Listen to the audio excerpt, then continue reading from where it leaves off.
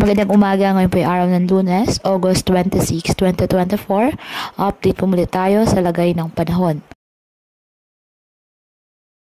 Ayon sa Pag-asa, southwest monsoon o habagat ang nakakaapekto sa western section ng Southern Luzon, Visayas at Mindanao.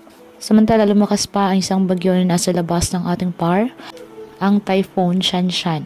Taglay ang lakas ng hangin na 130 km per hour malapit sa sentro at pagbugsong 160 km per hour. Wala itong direktang epekto sa lagay ng ating panahon.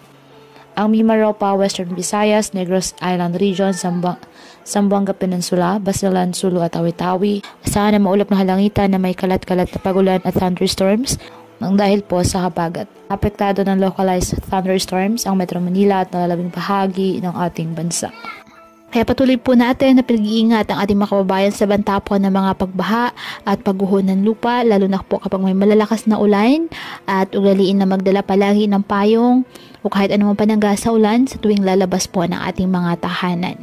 At yan po muna ang update sa lagay ng panahon ngayong araw. Muli patuloy po tayo na mag-ingat at palaging tandaan, God loves you. Stay safe and God bless.